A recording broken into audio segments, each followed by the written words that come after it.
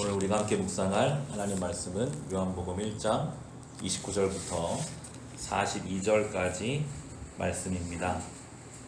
세례 요한은 그 누구보다 먼저 예수님을 알아보고 있습니다. 아직 예수님이 공생애를 시작하시기도 전인데 세례 요한은 예수님을 보자마자 저분이 하나님의 어린 양이다, 세상 죄를 지고 가는 하나님의 어린 양 예수 그리스도를 세례 요한이 알아보고 고백하고 있습니다. 우리 29절 말씀인데요. 29절 말씀 함께 읽겠습니다.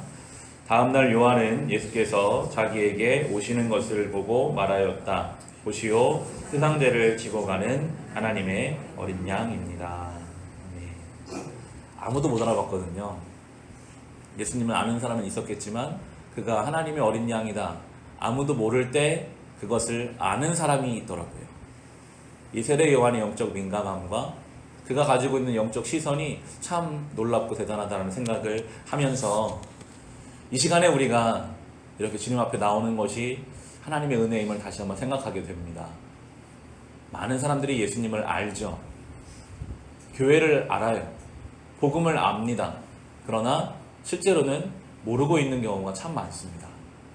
정말 예수님이 세상 죄를 지고 가는 하나님의 어린 양임을 아는 사람은 그분 앞에 이 세례 요한처럼 반응할 수밖에 없고 그분 앞에 나를 볼 수밖에 없는데, 이 세상은 예수라는 이름을 알지만 실은 모르는 경우가 참 많이 있습니다.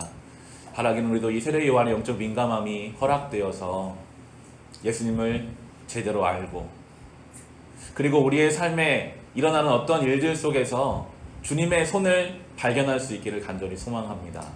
예수님이 이렇게 지나가는데 아무도 못 알아볼 때 요한이 그 예수님 지나가는 것을 보고도 하나님의 어린 양임을 알았던 것처럼 우리의 삶에 지나가는 많은 일들이 있어요.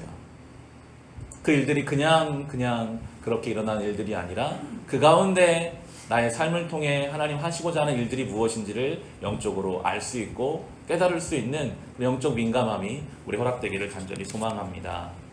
요한은 예수님을 통해 성령을 경험하는데요. 32절 말씀 우리 같이 읽겠습니다.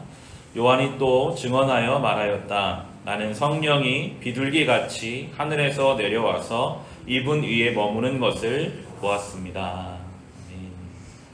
성령이 임하실 때, 요한이 예수님께 세례를 베풀 때 성령이 비둘기처럼 임했다라는 것을 요한이 경험합니다. 사도행전에서 성령이 임재하실 때 불의 혀와 같이 강한 바람같이 임한다라는 표현과는 정반대죠. 비둘기같이 임하신다라는 것은, 비둘기는 평화와 정결함, 순전함, 고요함의 상징입니다. 성령께서는 때로는 비둘기같이 일하시기도 하고 때로는 불처럼, 바람처럼 상황에 따라, 사람에 따라 그렇게 일하시는 성령임을 우리가 알 수 있습니다. 그런 성령의 은혜를 구하게 됩니다. 성령이 우리 가운데, 우리가 지혜가 없을 때는 우리에게 지혜를 가르쳐주는 교사로 역사하시고, 우리의 마음이 차갑고 미지근할 때는 불처럼 우리 가운데 임하시고, 우리 가운데 평안이 없고 두려움 가운데 있을 때는 비둘기처럼 임하셔서 평안함으로, 담대함으로 우리를 새롭게 하시는 성령의 은혜를 우리가 사모해야 하겠습니다. 이러한 세례 요한의 이야기를 들은 세례 요한 제자들이 예수님을 따라가기 시작합니다. 두 제자가 예수님을 따라갔고 예수님이 그들을 부르십니다. 39절 말씀 예수님이 이렇게 부르신 같이 읽겠습니다. 예수께서 그들에게 대답하셨다. 와서 보아라. 그들이 따라가서 예수께서 묵고 계시는 것을 보고 그날을 그와 함께 지냈다. 때는 오후 4시쯤이었다. 예수님이 부르세요. 와서 봐라. 두 제자가 예수님과 함께 시간을 보냈고요. 뭔가를 깨달았습니다. 이분이 내 인생에 따라가야 할 분이구나. 두 명 중에 한 명이 안드레다라고 설명하고, 그 안드레가 예수님을 경험하자마자 자기 형을 찾아갑니다. 41절 같이 읽겠습니다. 이 사람은 먼저 자기 형 시몬을 만나서 말하였다. 우리가 메시아를 만났소. 메시아는 그리스도라는 말이다. 하루를 예수님과 보내고 나니 이분이 메시아, 이분이 우리를 구원할 분이시구나라는 것을 확신하게 되고, 이 안드레가 자기 형을 찾아가서 내가 그리스도를 만났다라고 고백하고 있습니다. 이게 복음이 전해지는 과정이거든요. 복음이 어떻게 전해져 가는가? 주님을 내가 만나야 돼요.